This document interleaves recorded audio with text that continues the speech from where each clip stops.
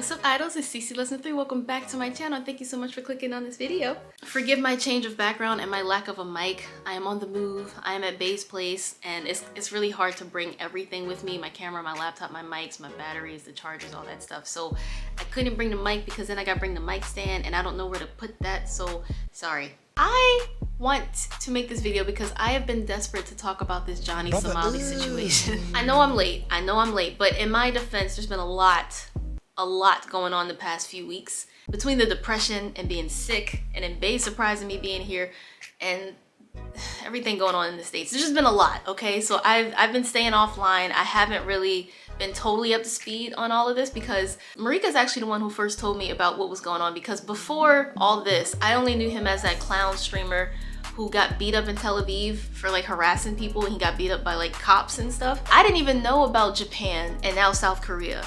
And I got a lot to say, so let's get right into it. But real quick, if you guys would like some extra content and extra story times that I can't put on YouTube because of the nature of the story, then I would invite you to check out the link in my description. It leads to my Patreon, and I just uploaded one today about this girl who was dating a Korean guy in the Czech Republic, and things didn't go so well when they finally got together. But also on my Patreon, because I'm gonna be a little update. I'm actually gonna be back in Korea in January instead of this month, because my friend Kayla, like at this point, if I went to Korea, I'd be there by myself. I'm waiting for her to go, and once she goes, I'm gonna go. She was supposed to get her visa like a week or two ago, but they messed up her birthday, so she had to wait a little bit longer. And I'm going home to the States for Christmas, and I feel like if I go to Korea for like 3 weeks and then go to the States and then go back to Korea, that's kind of a waste of like flight money. So I'm gonna stay here until Christmas-ish, and then I'm gonna go home to the States, and then I'm gonna go to Korea and stay there for like a few months. I plan to be there until like May, June-ish, we'll see, because I do kind of want to be there for Festa, because like the boys are about to be out. I mean, hello. So yeah, that is the plan right now, and because Patreon gives me way fewer restrictions, I plan to do like live streams there. I want to be like in the club, walking around, and I don't gotta worry about music playing or people cursing and the video gets demonetized or copyright claimed. And it's a lot easier to do live stuff there, and that's gonna be so much fun. And also, I'm excited because my boyfriend is planning to be in Korea, so we can do some like vlogs and hanging out there together. And plus, there is a Linkin Park concert in Tokyo in February that I'm trying to go for, and I've been dying to go back to Japan. So, Johnny Somali.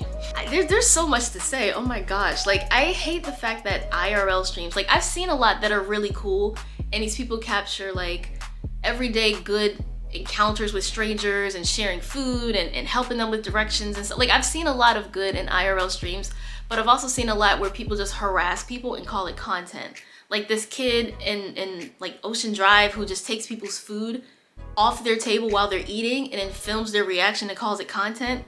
And I feel like Johnny Somali is no different from that actual child. And I was even more disappointed when I found out he was American, because we keep taking L's right now.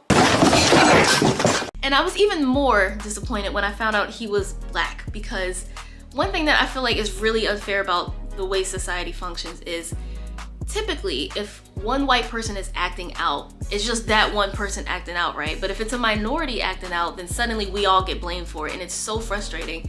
And one of the reasons I wanted to talk about this is because there's a black guy who messaged me on Instagram, and he's living in Korea, and he asked me to talk about it. He's like, have you heard about Johnny Somali? And I'm like, here and there, like Marika told me briefly about it, but I didn't even know like to what extent he was doing, like that Korean streamers were hunting him for sport and beating him up, because my boyfriend's actually the one who told me about it. I didn't even know all that was going down. He showed me the videos where Korean streamers are like actually chasing him down, finding him and beating him up, and I'm grateful for it.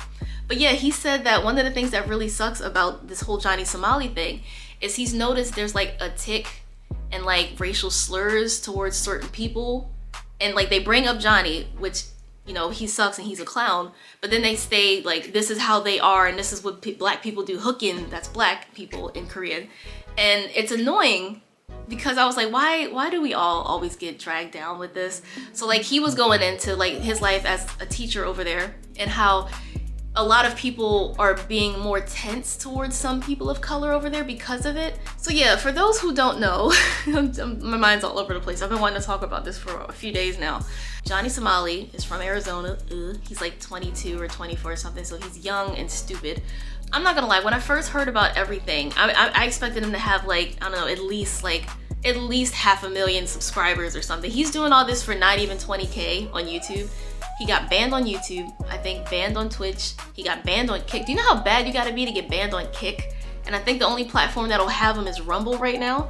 Sorry, I'm just getting ahead of myself. Basically, Johnny Somali is one of these IRL streamers who likes to go around, harass people, being an absolute menace, and just a nuisance to society, and films it because they think it's funny. And what he likes to do is go to countries that are like very polite and high trust societies and just harass them, because for the most part they will tolerate his poor, annoying, and frustrating behavior because they're like a polite society. Like if he did some shit like that in the States, he would probably face a blicky. There's a reason he goes to certain countries like Japan and Korea specifically. And I didn't even know that this was all like happening right now, because I've heard about him, like the Tel Aviv thing. Like I did hear about that. I didn't know about the Japan thing. So basically, for example, he'd be on the bus in Korea playing like North Korean music, or he'll take a fish, leave it in the sun all day so that it stinks, and then bring it around and put it in people's faces and record their reaction. He'd go up to women and harass them and curse them out and just yell at them. And the thing that I've really got him in a lot of trouble, there's two incidents. There's one that involved like the Comfort Women statue of peace. If you know Korean culture, you know the Comfort Women during World War II via Japanese occupation is a really hot issue for a lot of South Koreans. One little note I have on that I do find kind of ironic. It seems like when foreigners and non-Koreans disrespect Korean women, they care a lot more than when it's a Korean person disrespecting a Korean woman. Like if it's Japanese people, like they will never let this Comfort Women thing go because they don't feel like they properly got an appropriate apology from Japan about it. And then, Johnny Somali is a foreigner, and him rubbing baby oil Diddy style all over the statue and dancing on it and twerking on it and making out with it pissed off a lot of people. But at the same time, I just heard a story like on Korea Herald the other day about how a dude claimed that his girlfriend stabbed and killed herself. That was his defense. He said, I didn't do it, she did that to herself. And a lot of people in the comments fully acknowledged that he might get away with it, or not get away with it, but get a really light and lenient punishment, be like, oh, if he was drunk, or oh, if she did it to herself. They might actually believe that she did it herself. And it's things like that. There's a lot of issues around gender in Korea right now, and that's why we talk about the 4B and stuff. Whenever a Korean man disrespects a Korean woman or assaults or harasses a Korean woman, the punishment is very lenient. But when it's foreigners, they throw the whole book at you, and I do find that a little annoyingly ironic. I think keep that same energy for Korean women being disrespected, period. But that's just me, I guess. So anyway, he got a lot of flack and a lot of backlash for how he treated these statues. And the police were called on him several times. The police approached him several times. And I think one of the main things that actually is getting him like a really harsh punishment is the fact that he was in a 7-Eleven, I believe, and he was filming himself throwing ramen around and cursing out the very polite store clerk. Like, she was being so sweet, like, please don't drink in here, don't do that, don't do that. And he's like throwing ramen and obstructing business. That's one of the main punishments he's facing. It's like 7 years for that. But basically, I'll leave a link in the description for this video that I watched from Atozy. Love his content. And everything that he's done has accumulated approximately 29 years in prison to the max. And the reason a lot of people are saying this is like actually serious is because he got away with it in Japan. He's banned from the country for 5 years, but he was able to leave. But the fact that South Korea, they took his passport, they're not letting him leave. Like, there's a travel ban, they're not letting him leave South Korea. This is how you know it's not just a slap on the wrist. Because typically if you're a foreigner and you act up in another country, but like no one is directly hurt or murdered or missing, usually they just ban you. Like they'll say, we're deporting you and you're banned for 5-10 years, whatever, don't come back because you're not our problem anymore. But the fact that they won't let him leave means this is serious, like it's going to trial. Hopefully it will deter other people from saying, I'm just gonna go around and harass people because it's funny. So my favorite thing about this, and what really, the fact that Koreans are hunting him down for sport, I love it. I love it so much. There's this one in particular where he was filming a video in a black, like a plain background. He's like, I dare y'all to find me. You won't be able to find me. I'm still in Korea. And he had beer or some sort of alcohol. He's like, look, I'm still in Korea. Look, that's Korean, even though it wasn't Korean. But he was actually still in Korea. And he's like, I bet you can't find me. I dare you. Pull up, come through. So then you see somebody pulled up. All you heard was Odiga. Like the dude, he was a streamer filming his assault on Johnny Somali. He was like, Odiga, Odiga, Odiga. And mind you, Johnny of course does not speak any Korean whatsoever because he's disrespectful. He doesn't care to learn about languages and when he travels. He's like, Odiga, Odiga, like mocking him back. And it's a split second. You just see dude go down, his hat is off, he's all disoriented. And the streamer did it right in front of the police, like no fucks given. And the police took him in, and what I love is the community bailed him out. And one thing I don't understand about Johnny is like, bro, how much do you gotta get your ass beat before you finally learn your lesson? One of my favorite things is, like, he's such a clown, dude. He really said, like, the Korean police are protecting me, and he went out of his way to show that he was drinking in the back of a police car and it was a Korean police officer helping him. But you can clearly tell that that was not a Korean person because his name was Hank. The accent was clearly some American dude, and he was clearly in the back of a normal civilian car. It was not a police car. Like, what is the point of lying and making content like that? Stop drinking in a cop car, man. Well, it's not on camera. Or I'm gonna drop everything, man. We're not drinking. We're not drinking. We're not drinking. Hey, please, bro. It's not on camera. You follow my orders. We're not helping you, okay? Yes, sir. Yes, sir. Yes, sir. Yes, sir. Yes, sir. Oh, lie. This is not Japan. Americans have way more freedom here. We guys always more freedom. Protecting us. We in the back of the police car. Come and get us. Yo, they gonna look at these films. They're gonna be like, oh, hell no. I said something! There's a lot of people upset, like, why is he not, like, in jail right now? Why is he free to roam Korea? But the thing is, any person, when you're detained or in prison or whatever, they have to spend money feeding you and clothing you and housing you, and they don't want to have to do that. So they release you. You can't leave until we're ready to start trial and stuff, but you're on your own dime. You got to support yourself while you're in Korea. And mind you, he's a streamer. That's like his job. But he's banned from YouTube, banned from Twitch, banned from Kick. I don't know how much money people make on Rumble, but that's like the only place he's allowed to stream right now. So homeboy is hurting. And that's why there's a lot of videos of him asking his Discord and people for donations and stuff. I love it. Like, I love the karma. I love what they're doing. And another thing that really blew my mind is, like, he's just going out of his way to be the biggest turd on the planet. He made a deep fake video of him with a very popular Korean streamer. I think her name, forgive me, let me know in the comments. I think it's like Bing Bong or Bong Bong or something cutesy like that. I forgot her name, I'm so sorry. But he made a deep fake and said, this is my Korean girlfriend, of them kissing in the car. I think one of them on the beach, like cuddling and making out.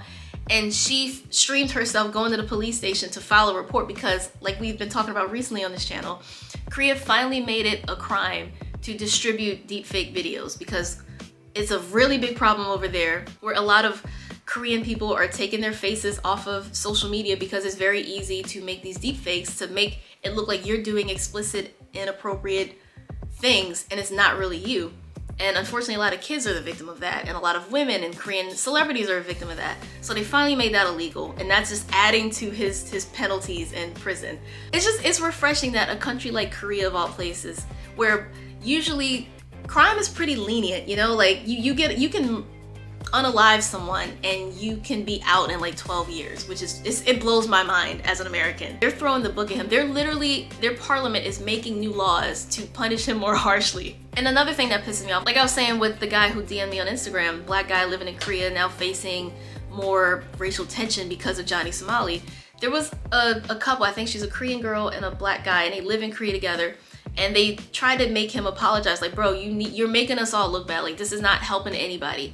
And he did his little fake apology saying, oh, you know, as an American, we don't know that much about the comfort women, and I didn't know how offensive I was being, I'm so sorry. But then in the car ride away, he's like kikiing, and clearly he's not remorseful, because even in his Discord, he showed like pictures of the comfort women saying like, me and my baby mamas, or me and my kid. Like, he has learned nothing. He's not sorry. He's a clown.